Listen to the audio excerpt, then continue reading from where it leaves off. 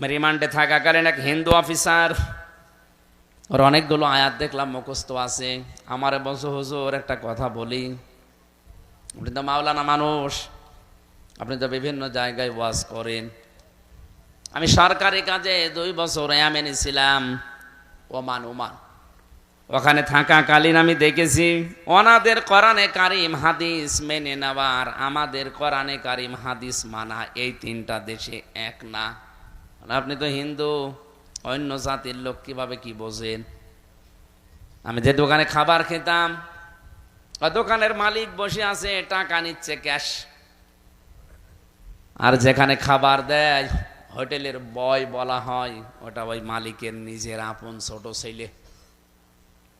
মানুষকে রুটি দেয়, পানি দেয়, এগুলো সব টেনে দেয় তরকারি।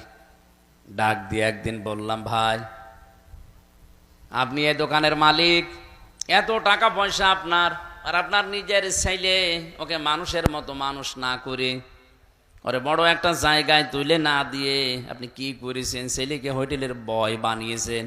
একটা কথা হলো, উনি ওনার ভাষা দিয়ে বুঝিয়েছে, ভাই আপনি কোন দেশের মানুষ আমি জানি না, তবে অনেক দিন আপনি আমার হোটেলে খাবার খান, এই জন্য আপনাকে বলছি। এটা আমার নিজের ছেলে হতে পারে, কোরআনে কারিম এবং নবীর হাদিস আমার সামনে আছে।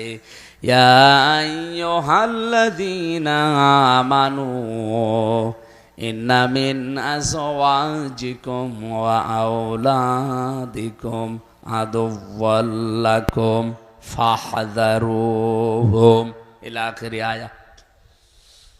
হিন্দু অফিসার আমাকে বলছিল, হুজুর এ দোকানের মালিক আমাকে কোরআনে কারিমের সূরা তাগাবনের এই 14 নাম্বার 15 নাম্বার আয়াত আমাকে শোনালো। আমারও কোরআনের অনেক আয়াত মুখস্থ আছে, আমি বাংলা সহ মুখস্থ করেছি। আমাকে মনে বোঝাতে চেয়েছে যে আল্লাহ পাক জানিয়েছেন, ইমানদারেরা তোমাদের স্ত্রী সন্তান কখনো কখনো তোমাদের শত্রু হয়ে দেখা দেবে, সুতরাং তাদের থেকে সতর্ক থাকবা। আমার এই সন্তানটাকে আমি যা মনে করি, আপনাকেও আমি একই জিনিস মনে করি, কারণ আল মুসলিম আখুল মুসলিম, মুসলমান মুসলমানের ভাই। আপনি জাতিতে কি আপনাকে তো আমি চিনি না, তো মুসলমান মনে করি বলছি। আমার এই নিজের আপন সন্তানকে আমি যা মনে করি, পৃথিবীর 175 কোটি মুসলমানকে আমি তাই মনে করি না। এখানে বোঝার চেষ্টা করেন তো, কথাটা কি বোঝাতে চাইলেন তিনি?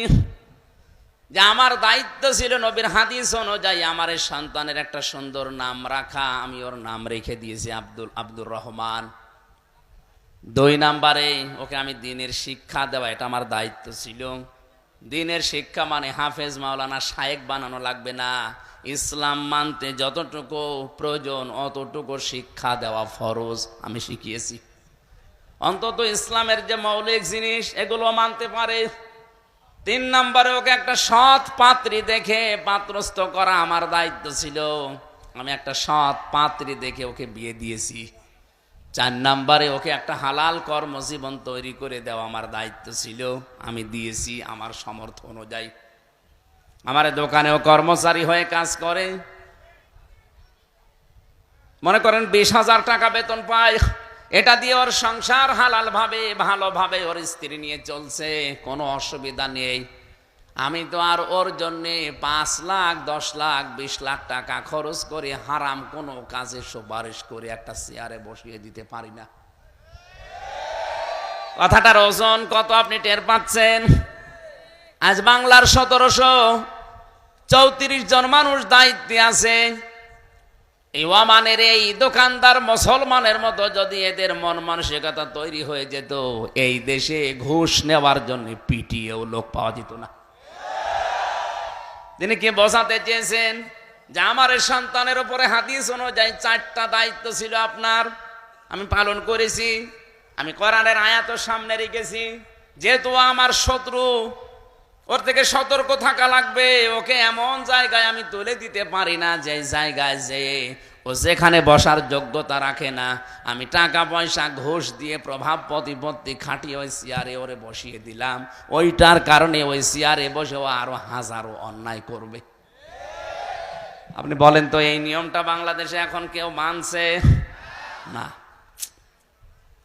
এই জন্য ওনাদের কোরআনে কারিমের আয়াতগুলো মানা আর আমাদের দেশের মানুষের কোরআনের আয়াত মানা একই আয়াত, কিন্তু মেনে নেওয়ার সিস্টেমটা এক না। আজ আমরা এই মন মানসিকতা নিয়ে যদি তৈরি হতে পারতাম যে ঈমান এবং আল্লাহর পরিবর্তে যারা কুফরিকে, শিরিককে, বেদাতকে বেশি ভালো মনে করে, ও আমার সন্তান হলো আমার শত্রু, ও আমার স্ত্রী হলো আমার শত্রু, ওর থেকে আমার সতর্ক থাকা লাগবে। হ্যাঁ, ওর প্রতি আমার যে দায়িত্বগুলো আছে জায়েজ পর্যায়ে আমি জীবন থাকতে পালন করে যাব। ওকে আমার দিনের শিক্ষা দেওয়ার দরকার ছিল, আমি শিক্ষা দিয়ে দিয়েছি।